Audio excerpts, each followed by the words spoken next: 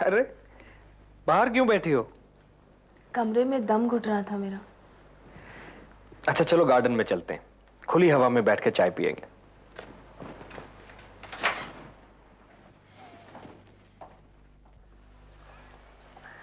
बैठो।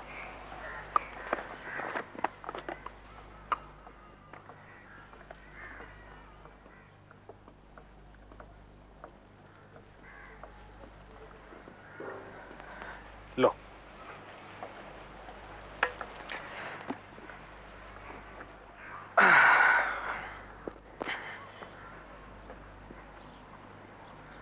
हे, क्या सोच रही हो? सोच रही हूँ कि मैंने अपने आप को हर तकलीफ, हर मुश्किल से लड़ने को तैयार रखा था, लेकिन इंसान की जिंदगी में एक मोड़ ऐसा भी आता है जहां वो हालात से हार जाता है।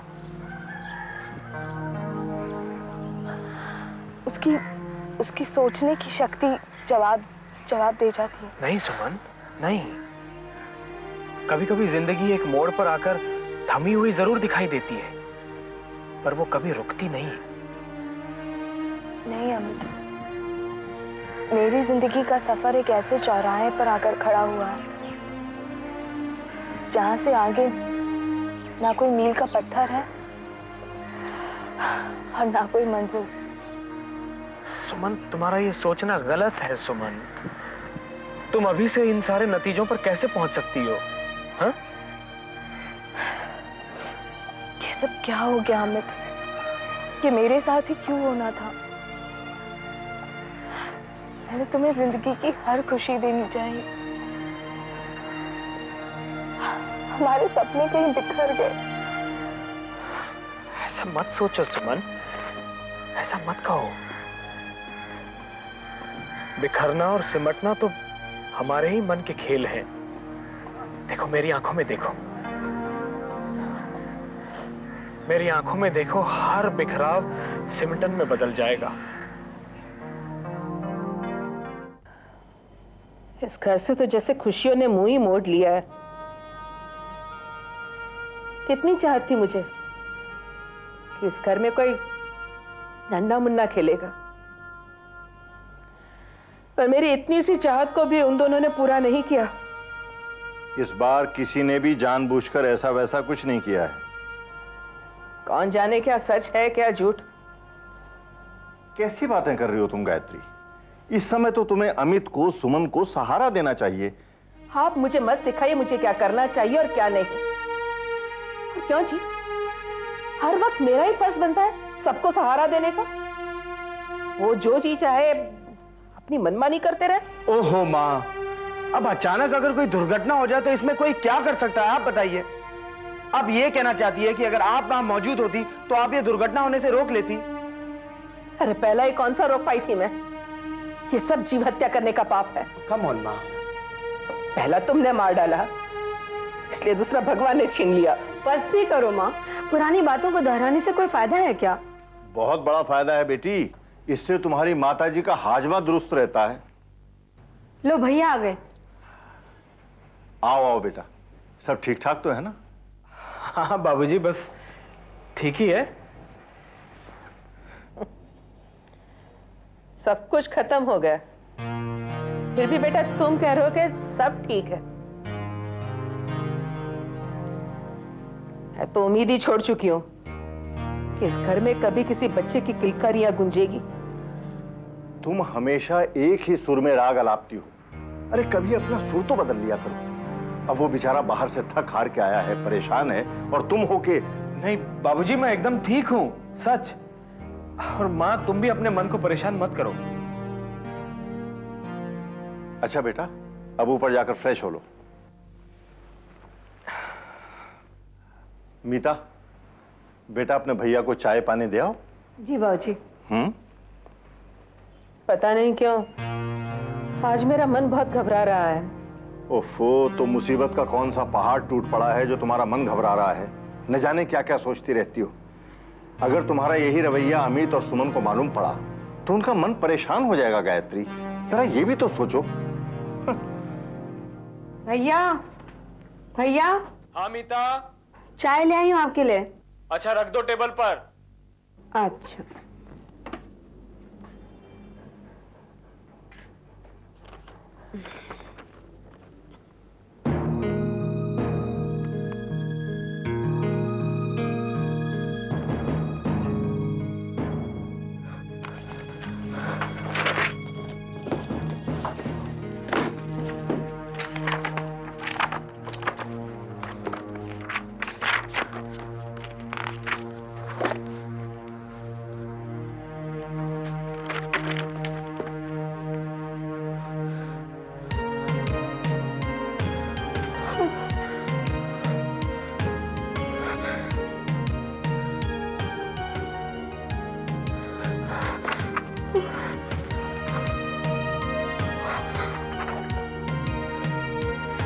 ये नहीं हो सकता मीता, इतनी टेंस क्यों लग रही है? हाँ भैया, ये कैसे हो सकता है? भाई, क्या कैसे हो सकता है? कुछ बताएगी भी?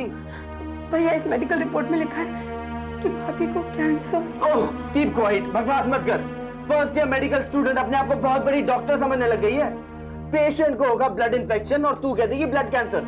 कितने पेशेंट्स की जान ले लेगी यूं ही? क्या हुआ बता ना। आप खुद देखो, देखो ये रिपोर्ट और ये रही मेरी बुक। This is cancer.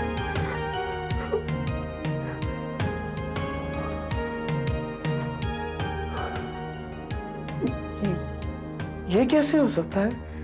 मेरी तो कुछ समझ में नहीं आ रहा है। भाभी को भैया से चल के पूछते आप। अरे भैया को बताना होता तो अब तक बता दिया होता उन्होंने। पर हो सकता है भैया को खुद ही पता ना हो। उन्होंने जाकर बस मेडिकल रिपोर्ट्स कलेक्ट कर ली हो और डॉक्टर से बिना बात किए चले आए हो। हाँ? बाबूजी से बात करते हैं। आप किसका इंतजार कर रहे हैं? बैठो।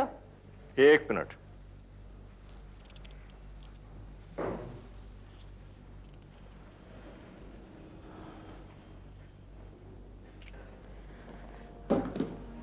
क्या बात है, तुम लोग खाना क्यों नहीं ले रहे हो?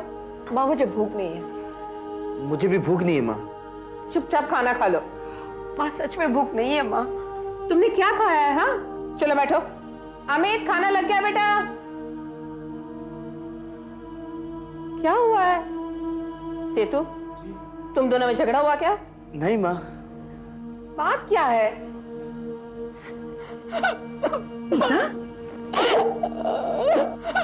मीता, क्या बात है बेटी, रो क्यों रही हो? सेतु, क्या बात है? बाबूजी, वो भाभी की रिपोर्ट्स में लिखा है कि उन्हें क्या लिखा है? कि उन्हें कैंसर है। क्या? लेकिन तुझे ये बात किसने बताई? मीता ने भाभी की रिपोर्ट्स पढ़ी है बाबूजी। इसके कहने से कुछ भी सच थोड़ी हो जाएगा। क्यों री? अपने आप को बहुत बड़ी डॉक्टर समझती है? मत भूल, तो अभी मेडिकल के फर्स्ट ईयर में है, डॉक्टर नहीं बनी। गायत्री, गायत्री, एक मिनट के लिए तुम तसल्ली रखो। क्या तसल्ली रखो? माँ, सुमन का टिफिन तैयार हो गया? अमित, देखना ये दोनों क्या बकवास कर रहे हैं। कहते हैं कि सुमन को कैंसर है। मीता ने सुमन की रिपोर्ट पढ़ ली है। माँ, अभी तो डॉक्टरों को सिर्फ शक है। अभी बहुत सारे टेस्ट करने बाकी हैं और जब तक वो सारे टेस्ट नहीं होते तब तक कुछ नहीं कहा जा सकता। डॉक्टर्स का क्या है? वो तो कुछ भी कहते रहते हैं। ये रिपोर्ट गलत भी हो सकती है। कल मैं खुद डॉक्टर गर्ग से बात करूंगा। आफ्टर ऑल ये डॉक्टर्स इंसान होते हैं और गलती इंसानों से होती है। हो सकता है कोई टेस्ट लेते वक्त गलती हो गई हो।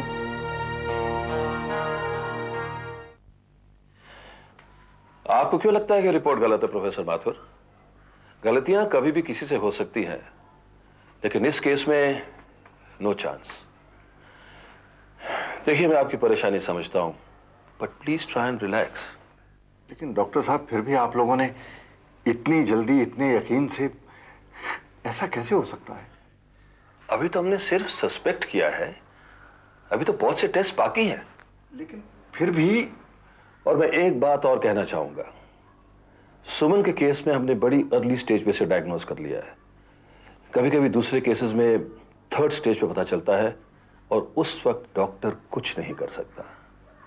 She is a very lucky person and you please relax professor Mathur, we are there to look after her. Okay जी।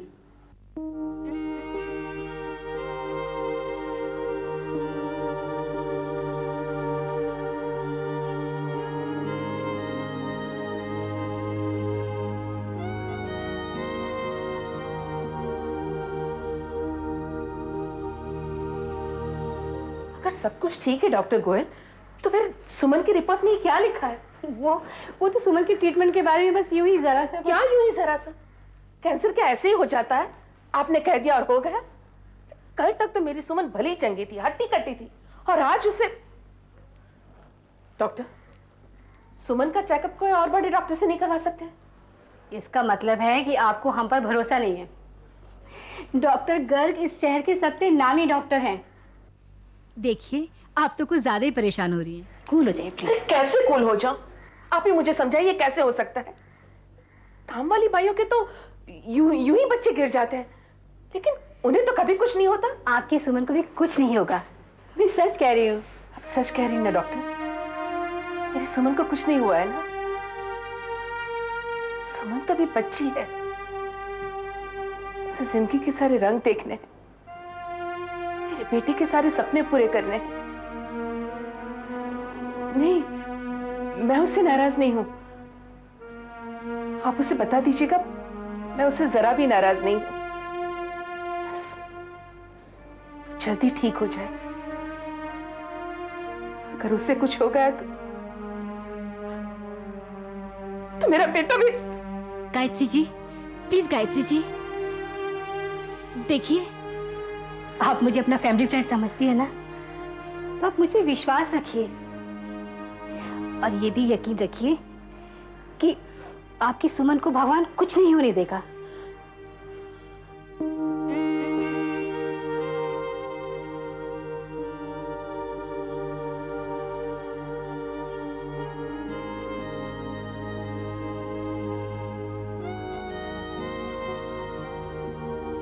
ना जाने लोग डॉक्टर्स को गलत क्यों समझते हैं। आप ऐसा क्यों कह रहे हैं doctor? I was talking to Professor Mathur. He was very upset. I understand his situation, पर लोग ये भूल जाते हैं कि हमारी भी कोई लिमिट्स हैं। हाँ, मुझे भी मिसेस माथुर मिली थी। मैंने भी ये महसूस किया है कि कभी-कभी अपने लोगों को सच्चाई बताना ज़्यादा मुश्किल हो जाता है, लेकिन लोग शायद डॉक्टर की इस बात को समझते ही नहीं। हालांकि मैं अमित को एक अरसे से जानती हूँ, लेकिन फिर भी प्रोफेशनल होकर भी उससे सुमन के कैंसर के बारे में डिस्कस करना मुझे बड़ा अजीब सा लग रहा था। But we are doctors, we can't let our heart rule our head. हमें दिमाग से काम करना पड़ता है, दिल से नहीं।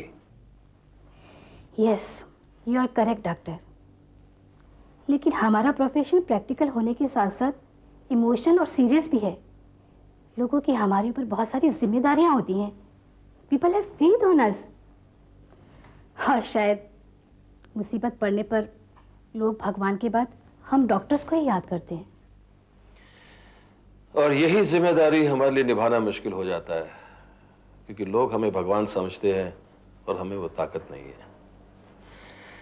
इंसान का दिमाग भी कितना अजीब है, वो हमसे सच्चाई जानना चाहता है पर सच्चाई सुन नहीं सकता। और तुम जैसे सॉफ्ट डॉक्टर्स उनकी चिंता में परेशान हो जाते हो।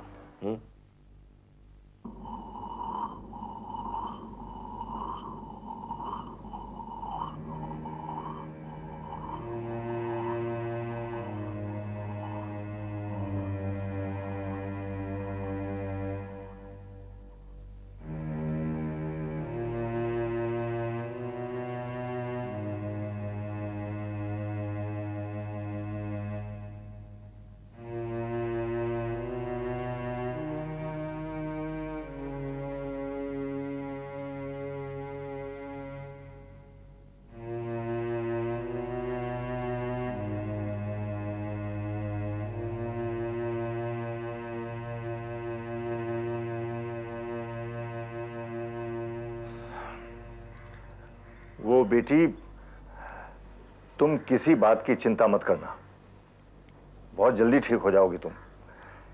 बल्कि मेरी तो डॉक्टर गर्ग से पर्सनली डिटेल में बात हुई है। वो कह रहे थे कि मामूली सी बात है, और बल्कि वो तो ये भी कह रहे थे कि सुमन से कहो कि खूब ढेर सारी चॉकलेट खाएं और मस्त रहें। हाँ भाभी, अब डॉक्टर डिसूजा भी तो यही कह रहे थे, और फिर मैंने भी आपकी रिपोर्ट्स देखी हैं। मैं भी तो मेडिकल स्टूडेंट हूँ ना। आप चिंता मत करो, आप जल्दी ठीक हो जाओगी। भाभी, एक बार आपके सारे टेस्ट हो जाए, हम जल्द से जल्द आपको घर ले जाएंगे। हम लोगों ने महाबलेश्वर में पिकनिक का प्लान बनाया है, बस 2-4 दिनों की तो बात है। माँ जी, अब आपकी बारी है। आप कुछ नहीं कहेंगे कि मैं कब तक ठीक हो जाऊंगी? तुम बिल्कुल ठीक हो, तुम्हें कुछ नहीं हुआ है। जब मुझे कुछ नहीं हुआ है तो सब लोग बार बार मुझे दिलासा क्यों दे रहे हैं? मुझे अपनी गलती का एहसास दिलाने के लिए। नहीं सुमन, ऐसा कुछ भी नहीं है। ऐसा ही है, और मैं मानती हूँ कि मैंने आप लोगों को बहुत परेशान किया है। Suman, relax please.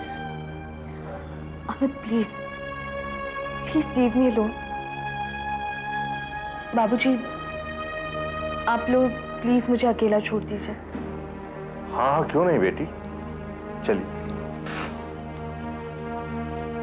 माँ जी, आप जरा रुकिए प्लीज, मुझे आपसे कुछ बात करनी है।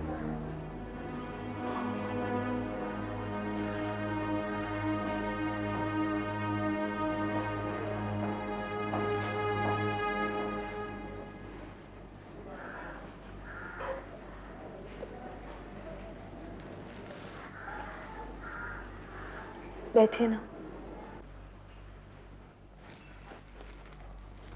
कहो बहू। माँ जी, अनजाने में ही सही, लेकिन मैंने आपका बहुत दिल दुखाया है। आपसे आपका दादी बनने का सपना छीना है। लेकिन माँ जी, मैं नहीं चाहती कि अमित का बाप बनने का सपना अधूरा रह जाए। आप अमित की दूसरी शादी करा दीजिए। हाँ?